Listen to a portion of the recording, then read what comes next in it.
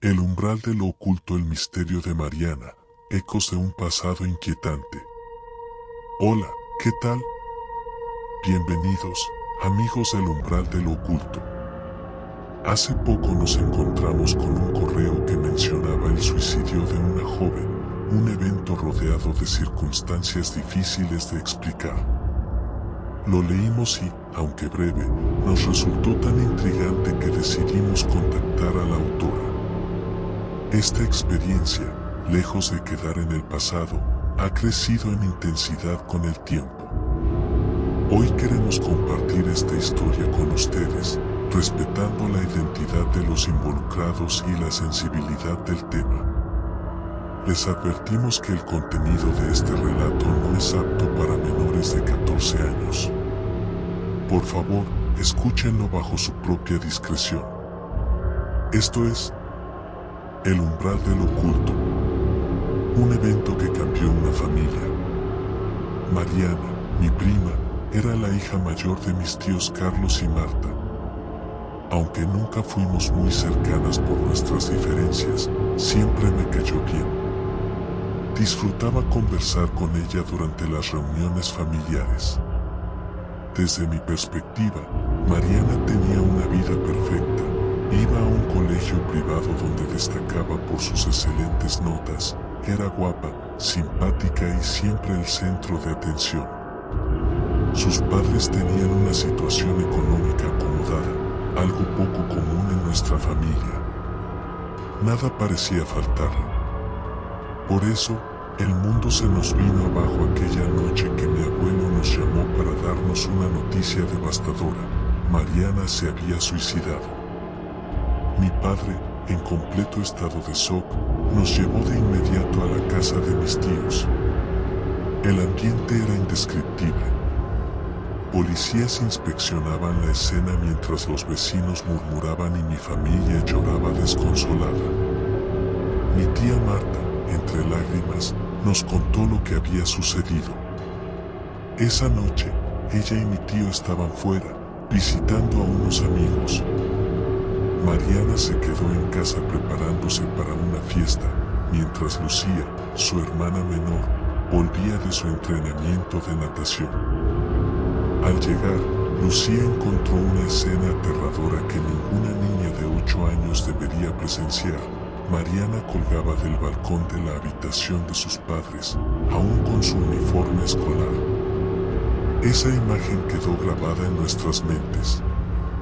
Durante meses, e incluso años, fue difícil seguir adelante. El matrimonio de mis tíos no soportó la carga emocional y se disolvió al poco tiempo.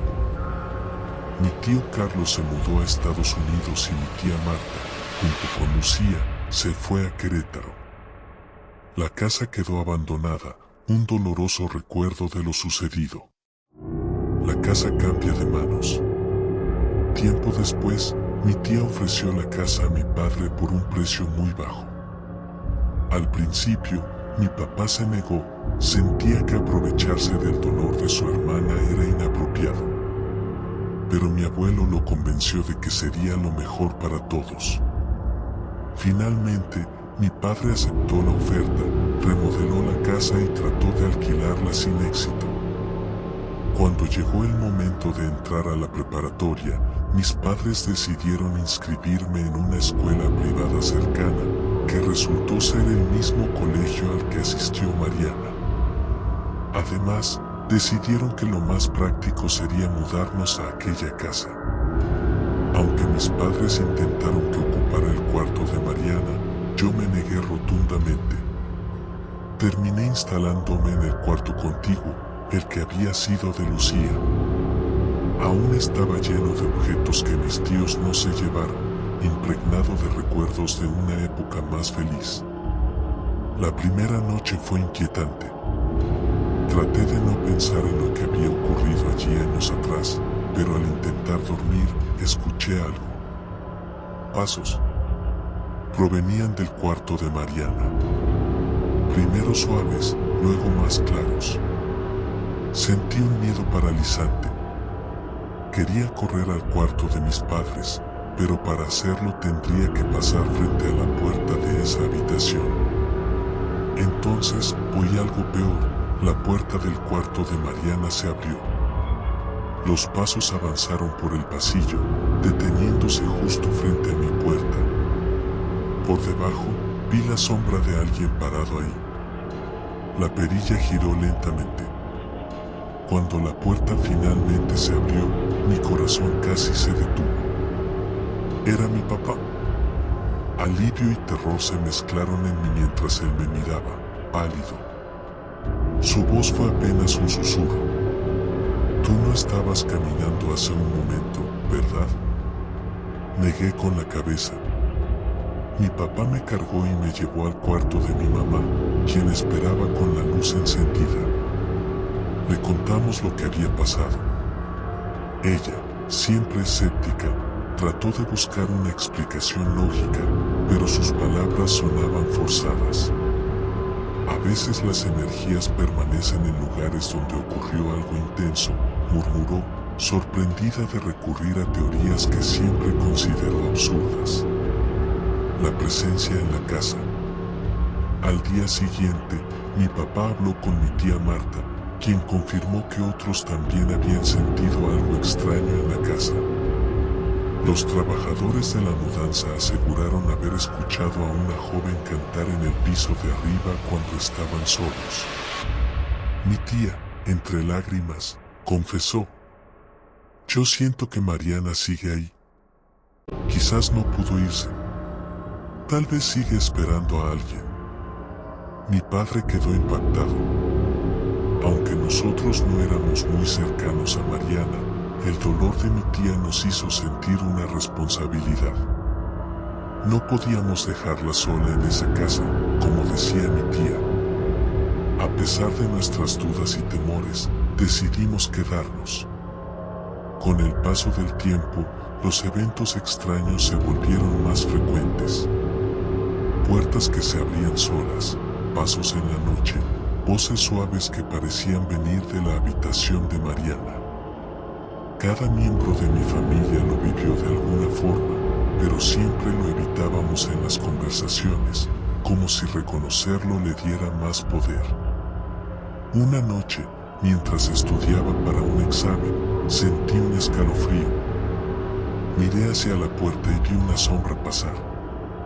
Era imposible, estaba sola en casa. Cerré los ojos, intentando calmarme, pero un susurro llegó a mis oídos: no me dejes sola. Un intento de reconciliación. Mi mamá decidió llevar a un sacerdote para bendecir la casa. Durante el ritual, el sacerdote mencionó que sentía una presencia muy fuerte, pero no peligrosa. Parece alguien que no encontró paz, dijo. Mi mamá, normalmente racional, no pudo evitar soltar unas lágrimas. Después de ese día, los fenómenos disminuyeron, pero nunca desaparecieron por completo. Poco a poco aprendimos a vivir con ellos. A veces, al pasar por el cuarto de Mariana, dejábamos una oración o una flor en su memoria.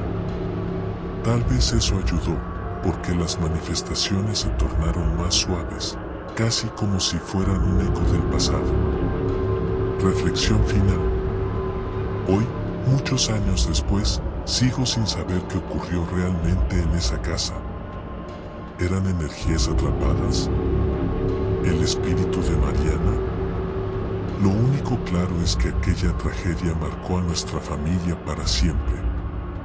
Más allá del miedo, esa experiencia nos enseñó a valorar el tiempo que pasamos con quienes amamos, porque nunca sabemos cuándo podrían irse.